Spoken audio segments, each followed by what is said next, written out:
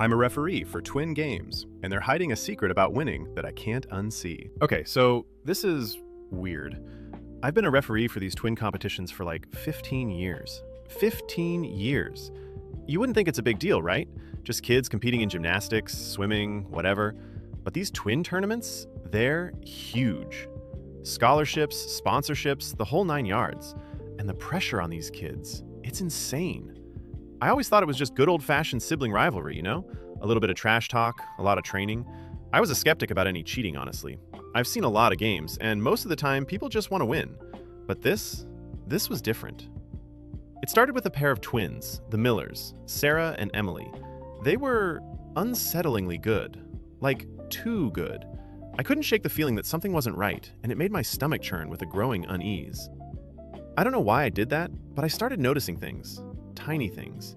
Movements that were just too synchronized. It was subtle, almost imperceptible, but as a referee, you learn to see those things. You pick up on the micro expressions, the slight hesitations, the almost too perfect timing. It was beyond probability, honestly. I'm not talking about the usual teamwork stuff. This was something else. It was like they were reading each other's minds.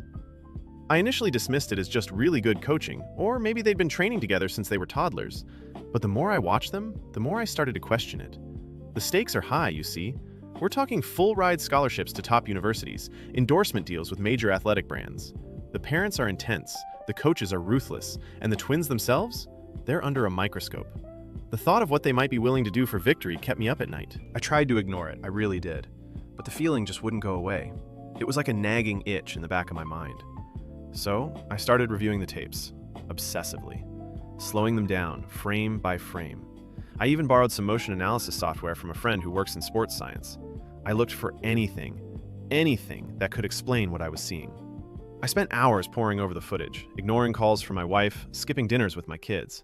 My colleagues started giving me weird looks. They thought I was losing it. Honestly, I probably was. But I couldn't shake the feeling that something was seriously wrong. I even confronted their coach, Mr. Henderson. He just laughed it off, said they were natural talents and that I was overthinking it. He seemed nervous, though. The way he avoided my gaze sent a chill down my spine. I even talked to their parents, the Millers. They were the picture of supportive, loving parents. Too perfect, maybe? I started to entertain some pretty dark possibilities. What if they were using some kind of external device? A tiny earpiece, maybe, that allowed them to communicate during the competition? Or some kind of advanced biofeedback system that gave them an unfair advantage? It sounded like something out of a spy movie, I know. But the more I thought about it, the more plausible it seemed. The weight of this suspicion pressed down on me, making it hard to breathe. I started to feel paranoid, like everyone was in on it, and I was the only one who saw through the charade. I even started to wonder if I was imagining things. Maybe I was just getting old, my eyes weren't as sharp as they used to be. Maybe I was just projecting my own anxieties onto the competition. It was a mess, honestly. I was losing sleep, I was snapping at my family, I was starting to question my own sanity. Then, I stumbled upon something. It wasn't what I expected. It wasn't a hidden earpiece or a sophisticated biofeedback system. It was neurofeedback. Turns out, the twins were participating in an experimental program designed to enhance cognitive skills through synchronization exercises. The idea was to train their brains to work together in perfect harmony, which would supposedly improve their focus, coordination, and reaction time. The implications of this discovery were far more unsettling than I could have initially imagined. It was all very scientific and clinical, but the result was the same. The twins were performing at an almost superhuman level. It was a bizarre twist, honestly. I was expecting some kind of elaborate cheating scheme, and I found therapy. I felt like an idiot.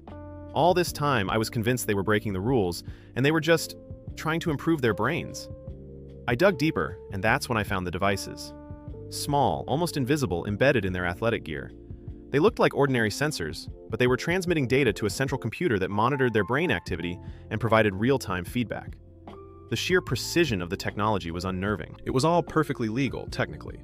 The program was approved by the governing body, and the twins had signed waivers consenting to participate. But it still felt wrong. It felt like they were artificially enhancing their performance, creating a perfect but artificial synergy. I started questioning all my past judgments. Had I been blind to other subtle enhancements? Was this the future of competitive sports? The thought of what this could mean for the integrity of the games haunted me. The fallout was complicated. The tournament's reputation was at risk. Parents were furious, coaches were scrambling to adapt, and the twins themselves were caught in the middle of a media storm. The unsettling feeling that I was missing a crucial piece of the puzzle wouldn't leave me. The ethical dilemma was clear. Is it cheating if it's a byproduct of cognitive enhancement therapy? Is it fair to allow athletes to use technology to improve their brains, even if it gives them an unfair advantage? I don't have the answers. I honestly don't. I just know that something had to be done. I reported my findings to the governing body, and they launched an investigation. It was a messy process, full of legal wrangling and public scrutiny. And then came the final, most shocking revelation. I discovered that the company running the neurofeedback experiment was partly owned by the parents of one of the twins, Sarah Miller. The realization that their success might be built on a foundation of deceit sent a wave of nausea through me. It was a clear conflict of interest, and it raised serious questions about the integrity of the program. Were the parents intentionally manipulating the competition to give their daughter an advantage? Were they using the experiment as a cover for a more sinister scheme? I don't know, but the possibility was terrifying. It made me question everything I thought I knew about these people, about the world of competitive sports. So here I am. I've exposed a potential scandal, I've risked my career, and I'm still not sure if I did the right thing. The silence that followed my report was more deafening than any accusation. Do I expose the truth and risk ruining the twins' careers? Or do I keep silent and let the potential unfair advantage continue? It's a heavy burden to carry. I'm still wrestling with it. I'm putting this out there because I don't know what else to do. I need to hear from someone, anyone. Maybe you guys can help me figure this out. I'm just exhausted. What would you do? Seriously, I need to know.